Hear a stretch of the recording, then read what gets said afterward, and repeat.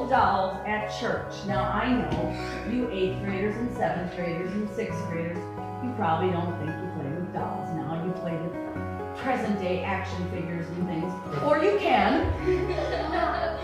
Or Legos, come on. In the future, yeah, they do. But this was, and it was cheap, okay?